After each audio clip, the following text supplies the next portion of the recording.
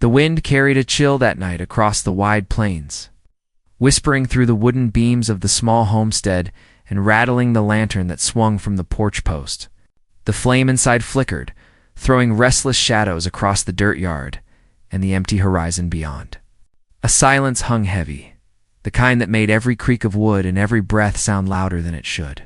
She stood there, clutching her apron with fingers that trembled, her braid falling over her shoulder, eyes fixed on the man who had stepped out of the dark.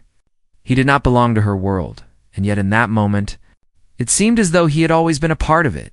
His chest was bare except for the beaded necklace that gleamed faintly in the lantern's glow, each color and pattern telling a story older than this land had been called America. His dark eyes held hers without wavering, calm yet sharp, like a hawk's gaze set upon the horizon. The way he stood, there silent, proud, unshaken, made her heartbeat stumble against her ribs. He was Apache, and everything about him spoke of strength and distance. A man tied to the earth in ways she could never fully understand. Yet here he was, standing under her roofline, the scent of smoke and wild sage clinging to him as if he had carried the wilderness itself into her yard. She knew the risks of letting him linger. The village just a mile down the road would never look kindly on such a meeting. Folks whispered enough as it was about the raids. It's about the skirmishes that still flared at the edges of their lives, about the uneasy truce that hung by a thread. To them, men like him were reminders of battles fought and blood spilled. And to be seen speaking to him could unravel her place in their world. But fear did not win over curiosity tonight. There was something in his eyes that refused to let her look away. Something that told her he had come not as an enemy, but as a man with his own untold reasons. The prairie stretched endless behind him. A sea of grass touched silver under the rising moon. It was the kind of night when the coyotes would sing and the cattle would stir, restless without knowing why. She thought about her father, long gone now, and the small herd he had left behind that she worked hard to keep alive. The homestead had been built with sweat and hands hardened from toil, and every day since his passing had been a test of her will. Alone, she had mended fences, planted gardens, and prayed the storms would spare what little she had. Alone until now. Because now, on this strange night, she was not alone. The Apache stood there as though fate itself had guided him to her door. Neither spoke at first. The silence between them stretched like a taut rope, thin and fragile. She tried to steady her breathing, tried not to let him see how her heart hammered. He, on the other hand, seemed carved from stone. Though his eyes betrayed a searching, as if measuring whether she would turn him away or allow him in. When his voice finally came, low and steady, it startled her more than she cared to admit. He spoke her language, though each word carried the cadence of his own tongue. He asked not for water, not for food, but for shelter. Just for the night. His words were simple, and yet the weight of them filled the air. Her mind raced. To give him shelter would be to risk everything she had worked for. Yet to refuse him, she could not bring herself to close the door on someone who stood in need. Her mother's teachings lingered in her heart. Lessons of kindness and compassion that no harsh winter or cruel gossip had managed to erase. She glanced toward the small cabin behind her. The faint glow from the window, revealing the single bed inside, neatly made, a fragile comfort in a hard world. And before she could stop herself, before reason could speak louder than the pull in her chest, she whispered the words that would bind her fate with his. "There's no other bed." The lantern crackled as though it too had heard the secret. The prairie night grew still, as though even the earth held its breath. She had not meant for the words to carry such weight, but once spoken they lingered between them like a vow. He studied her then, his face unreadable, though something flickered in his eyes. A spark, a recognition, perhaps even the beginning of a story neither of them had expected. She wondered if she had just stepped into danger or into something far more powerful than danger could ever be. For reasons she could not explain, she felt both at once. Inside the cabin, the bed waited, narrow and small, built for one but now carrying the promise of two lives crossing in a way no one in the village would ever forgive. She could almost hear the voices of her neighbors, sharp and condemning, should they ever learn what she had allowed. But stronger than the fear of their judgment was the unshakable feeling that destiny itself had knocked upon her door in the form of this proud, untamed man. The night was only beginning, and though the stars burned high and cold above, the fire between them had already been set. The coyotes sang in the distance, their cries carrying over the hills. The wind tugged at the lantern's flame, making the shadows on their faces dance. She held his gaze, waiting for him to step forward or turn away, waiting to see if her whisper would change the course of both their lives. And as the silence deepened, she realized there would be no turning back. Whatever came after this moment, love, ruin, or both, had already begun. Would he cross the threshold? Would he claim the place she had offered? Or would the line between her world and his remain unbroken? The night itself seemed to lean closer, listening for the answer that neither of them had yet spoken. The moment the words left her lips, the air seemed to change. He did not move right away, though she could see the flicker of thought pass behind his eyes. For a long breath, it was as though he weighed the meaning of her whisper, measuring her intent, her fear, and perhaps even her courage. The lantern's glow trembled on his face, highlighting the sharp planes of his jaw, the stillness of a man trained to wait before acting. Finally, he stepped forward, the quiet rhythm of his feet pressing into the wooden boards, each sound pulling her heart tighter in her chest. She turned and opened the cabin door, the warmth of the small fire inside spilling out into the night. Her hand lingered on the rough wood of the frame, torn between pushing the door shut and keeping it wide enough for him to enter. He brushed past her, his presence carrying a gravity that filled the room instantly. She could feel the heat of his nearness, not from the fire, but from something deeper, something she dared not name. The cabin was simple, barely more than one room. A wooden table with a few chipped plates, a small shelf with a family Bible, and the narrow bed pushed against the far wall. It was not the kind of place to hide secrets. Every object bore the weight of her struggle to keep the homestead alive after her father's passing. He studied the space without judgment, his eyes landing on the few things that told the story of her life: threadbare curtains, patched quilts, the small row of herbs hanging to dry. She wondered what he thought of it, if he saw weakness or resilience. The fire popped in the hearth. She busied herself with the kettle, pouring water as though the act could steady her trembling hands. He did not sit, only stood by the wall, tall and quiet, watching. The silence stretched until she could no longer bear it. She asked where he came from, though the moment the words slipped out, she regretted them. He answered carefully, his voice carrying the weight of distance. He spoke of mountains farther south, of canyons carved by rivers, of trails known only to his people. He did not give more than he had to, but each word painted a picture of a life wider than the boundaries of her small village. She found herself caught between fear and fascination. The stories she had grown up hearing from neighbors had painted men like him as shadows in the dark, figures to fear, raiders who swept down on settlements and vanished back into the hills. But standing here now, the man before her was no shadow. He was flesh and blood, a man with scars and silence, carrying himself with the dignity of someone who had survived more than she could imagine. When he finally did sit, it was at her table, his hands resting lightly on the rough wood. She noticed the marks on his wrists, faint but telling lines etched from ropes or bindings. She said nothing, though her chest tightened with the questions she dared not ask. He did not belong here, and yet every moment stretched the truth further, pulling him deeper into her world. Outside, the wind rattled the shutters. In the distance, a horse whinnied, restless in the corral. She thought about the neighbors who might ride past on their way home from town, about the watchful eyes of folks who never let a thing go unnoticed. If anyone saw his horse tied near her fence, the whispers would begin before sunrise. She tried to push the thought aside, but it gnawed at her all the same. She asked him why he had come. Why her door? Why tonight?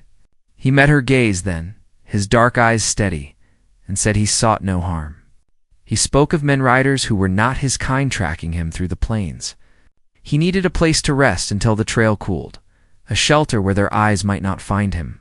His voice was calm, but she caught the thread of weariness in it, the kind that comes from days on the run. She believed him, though she wondered what danger she had just invited inside her walls.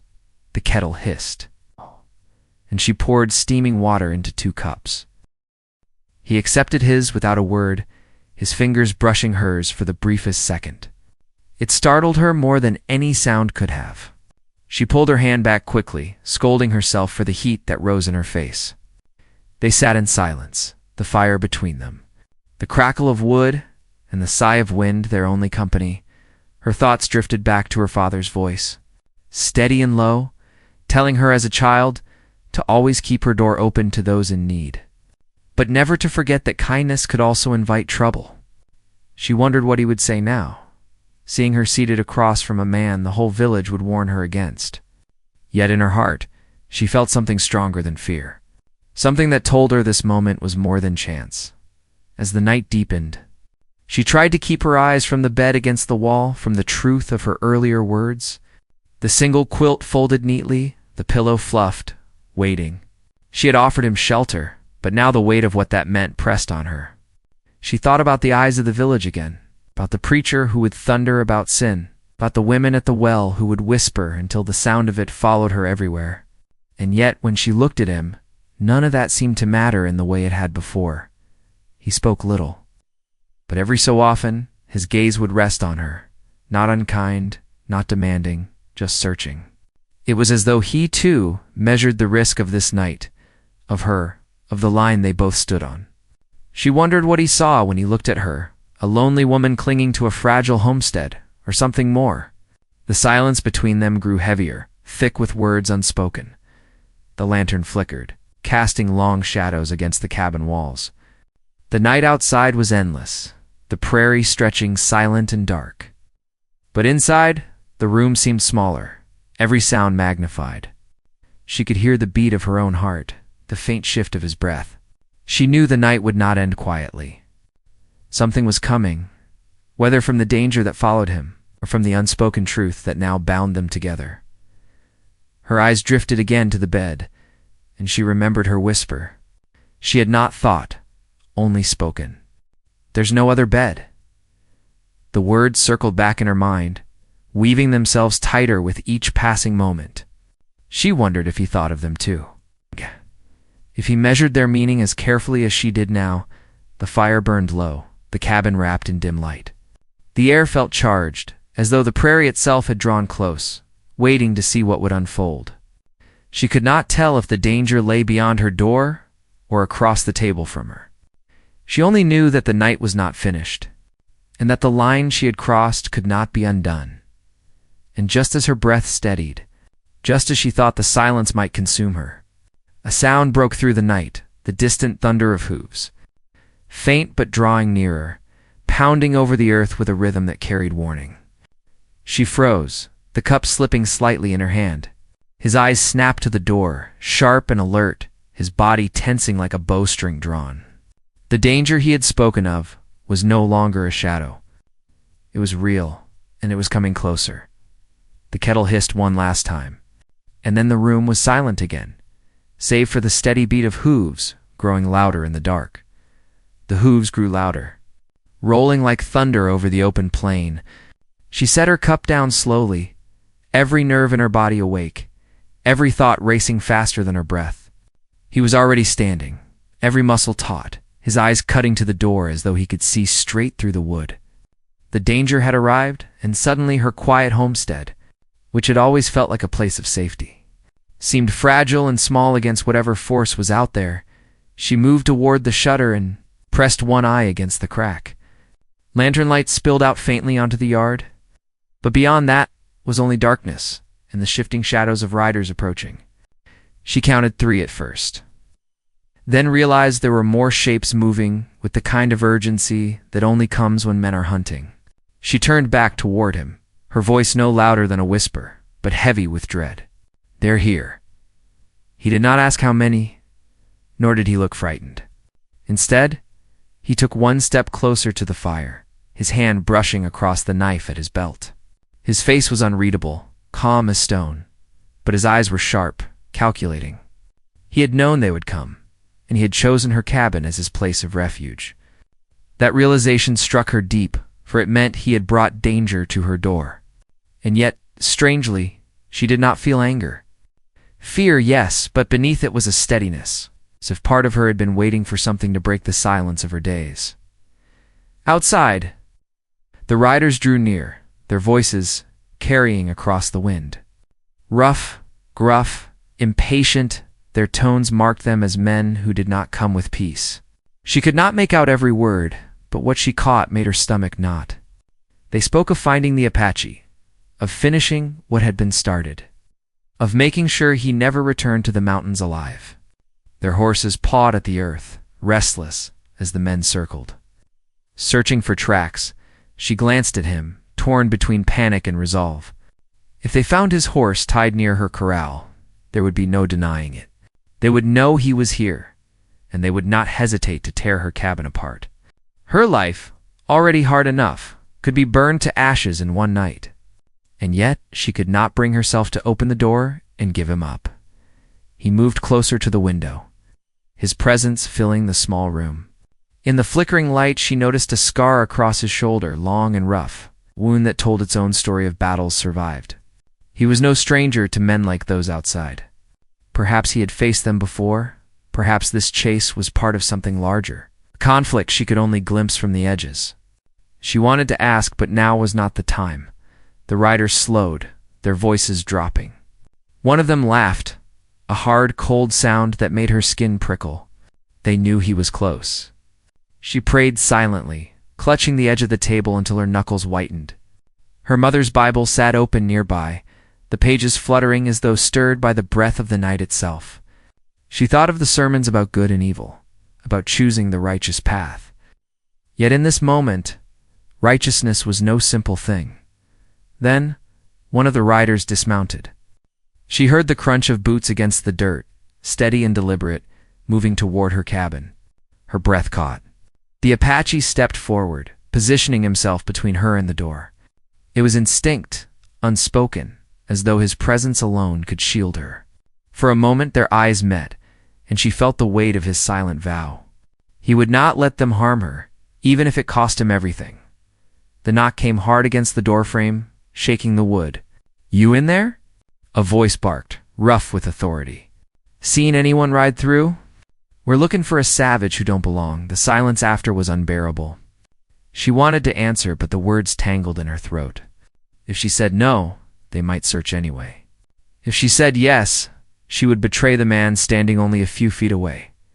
He pressed a finger to his lips, urging her into stillness. His other hand tightened on his knife, though he did not draw it yet. The men outside shifted restlessly, the horses snorting in the cold air. Seconds stretched into an eternity. The knock came again, louder this time. "We ain't got all night." "Open up, girl."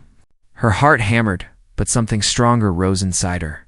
She walked to the door, each step heavy with the choice she was about to make. She lifted the latch and pulled the door just wide enough to meet the eyes of the man outside. His face was rough, scarred, with the kind of cruelty carved into the lines around his mouth. Behind him, two others sat on their horses, their silhouettes dark against the night sky. "No one's come by here," she said, her voice steady, despite the fear curling in her belly. "Just me. I've work to rise early for." She prayed he could not hear the pounding of her heart. The man narrowed his eyes, scanning the space behind her. His gaze lingered longer than she liked, but she held her ground. At last he spat into the dirt and stepped back. "If you see him, you'll call us. You hear? You don't want to be the kind to keep company with his sort." He turned, whistling low to his men, and mounted his horse again. The riders lingered a moment longer, circling like wolves reluctant to leave their prey. Then, slowly, they drifted back into the night, their hooves fading until the prairie was quiet again. She shut the door softly, her whole body trembling now that the danger had passed. She turned, finding him still standing in the shadows, his eyes on her. For the first time since he had arrived, his expression softened. He did not thank her in words, but the gratitude was there, unspoken, carried in the weight of his gaze. And though she wanted to demand answers why he was hunted, what blood feud or battle had driven him, here she knew those questions would have to wait. Tonight had only deepened the mystery. She sat back at the table, trying to steady herself. He remained near the door, listening for any sign the riders might return. The fire crackled low, throwing faint light on the walls, and the silence returned, heavier than before. Outside, the prairie stretched wide and wild, but inside the cabin felt as though the world had narrowed to just the two of them and the secrets they carried. Sleep would not come easily. Not for either of them. She thought of the bed again, the whisper she had spoken earlier, haunting her now more than ever. The danger was not gone, only delayed, and with it came the knowledge that the bond between them had tightened. She had chosen to protect him, and in doing so, had crossed into a place from which there was no return. The night stretched on. The wind sighing against the cabin walls, the silence between them, full of tension and questions unasked. And somewhere out in the darkness, the riders would circle back. She knew this was only the beginning, that the danger would return, sharper and closer than before. But for now, she sat in the glow of the fire, caught between fear and a strange, unshakable pull toward the man fate had brought to her door. The night after the riders had gone, left the cabin steeped in silence, but it was not the calm kind. It was the kind that thrummed beneath the skin, thick with waiting, thick with the memory of danger that had only paused its hand. She did not sleep. She lay on her side, her eyes on the faint glow of the embers, listening for every rustle of the prairie grass, every shift of the wind. Across the room, the Apache sat awake, his back against the wall, his knife resting across his lap. His presence filled the space, but he was silent, still as stone, as if sleep was a luxury he could not afford. By morning, the horizon burned gold, spilling light over the flat land. She rose quietly, her limbs heavy from the restless night. She expected him to vanish with the dawn, to slip away as quietly as he had come, but he remained. Outside, his horse shifted near the fence, the only sound breaking the morning hush. She watched him as he stepped out to tend to it, moving with a surety born of long years under the open sky. He spoke softly to the animal, his voice low and steady. Words she could not understand, but which carried the rhythm of calm as the day stretched on. She tried to keep to her tasks, mending a harness, sweeping the floor, checking the hen's butt. She found her thoughts pulled always back to him. He carried mystery with him, every silence an unanswered question. She wondered about the riders who hunted him, about the life he had lived before stepping into her doorway. The village stories painted his people as enemies, but nothing in him spoke of cruelty. Instead, there was a weight to him. It's a kind that comes only from enduring hardship. The unease of the night before did not fade with the sun. She knew the riders would not give up. Men like that were not built for mercy. They would return, searching every homestead, pressing every settler until they found what they sought. And when they did, they would not hesitate to burn her cabin to the ground for harboring him. Yet even knowing that, she felt a pull stronger than fear, a certainty that sending him away would carve a hollow inside her that nothing could fill. By afternoon, he spoke more than he had before, though never in long threads. He asked about her land, about the crops she grew, about the animals she kept. She answered carefully at first, but soon her voice softened. She told him of her father's passing, of the burden left to her shoulders, the loneliness that sometimes wrapped around her as tightly as the winter cold. He listened without judgment, his eyes steady on hers, as though every word she spoke mattered.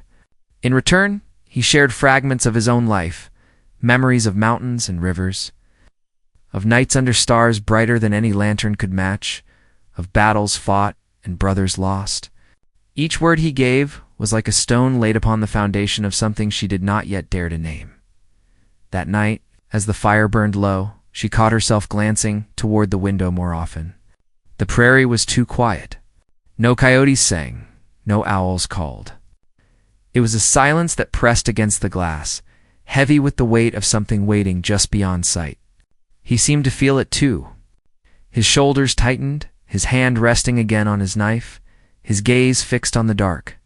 The tension grew until every sound in the cabin, the crack of a log, the rustle of fabric felt too loud, and then came the howl of a horse from the distance, sharp and sudden. She froze, her breath trapped.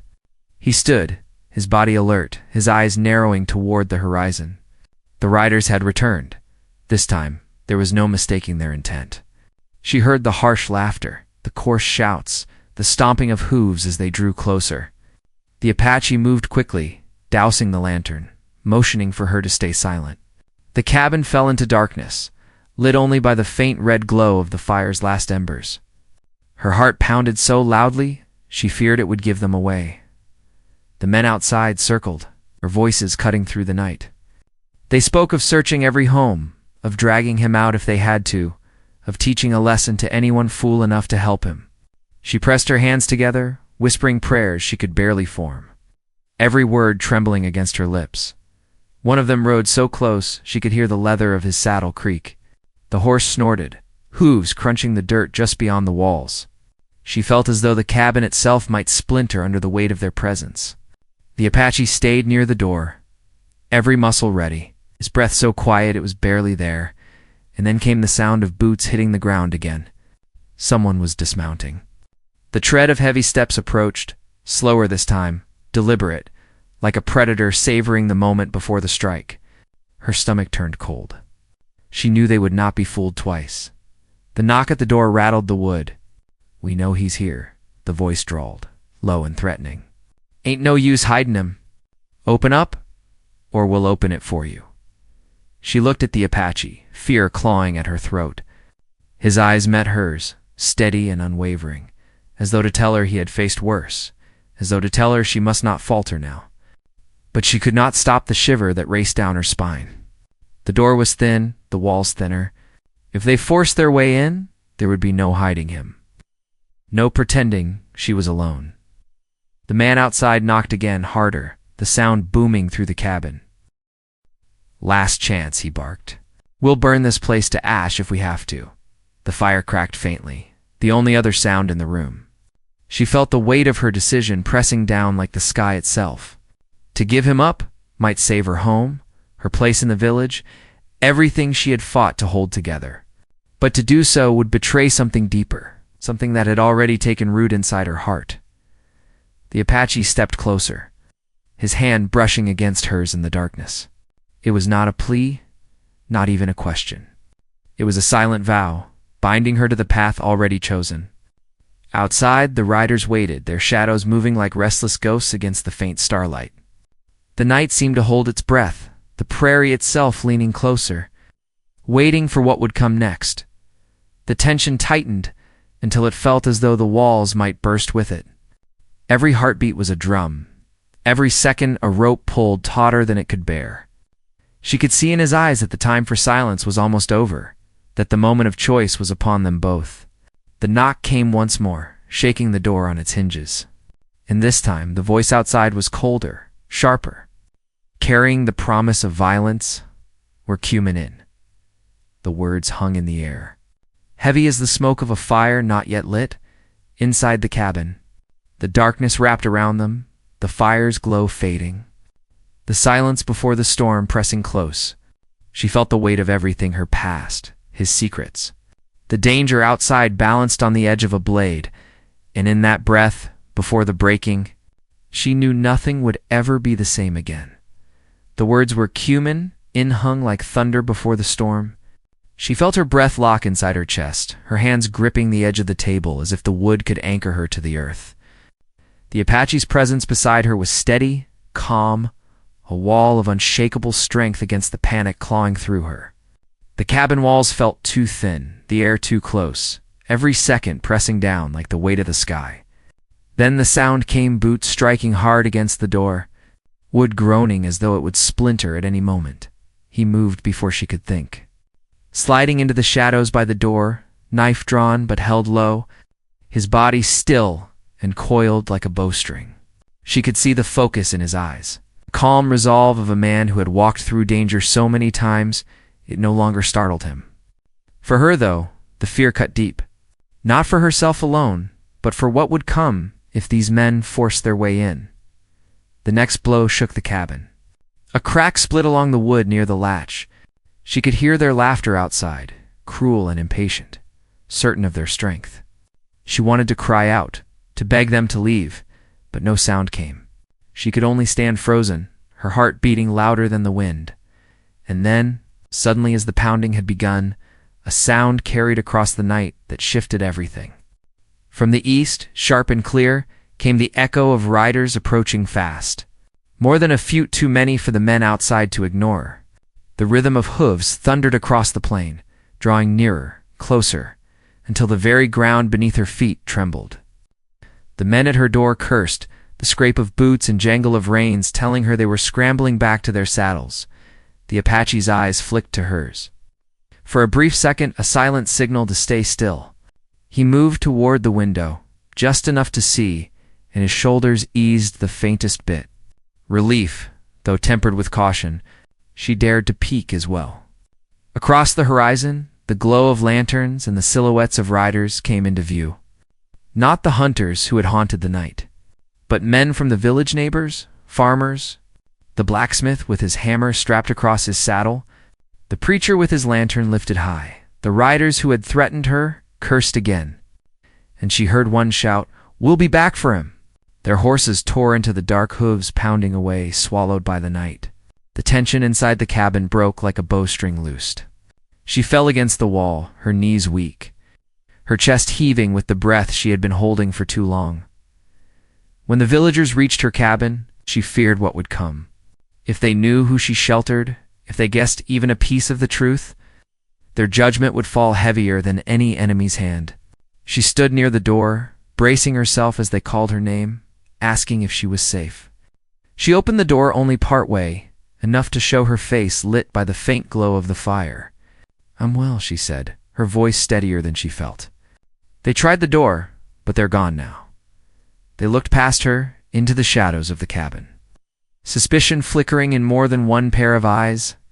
But they were tired from their ride, and the blacksmith muttered about chasing the outlaws come morning. The preacher told her to bolt the door and trust in God's hand. One by one, they turned their horses, lanterns bobbing as they rode back toward the village. When the last glow faded into the dark, silence settled once more. She closed the door, her hands trembling as they touched the latch. The Apache still stood in the shadows, his presence filling the cabin, though he had made no sound. For the first time, she let out the sob that had been clawing at her throat, her tears falling hot and fast. She had held so much inside: fear, grief, the weight of loneliness, and it poured out now like floodwaters breaking free. He stepped forward, not with words, but with a quiet that wrapped around her more surely than any comfort. His hand touched her shoulder, strong yet gentle, steadying her. She leaned into that touch, not because she had chosen him, not because she knew what future might come, but because in that moment it felt like the only truth she could cling to. The rest of the night passed without sleep. She sat by the fire, watching its light flicker against his face as he kept watch by the door.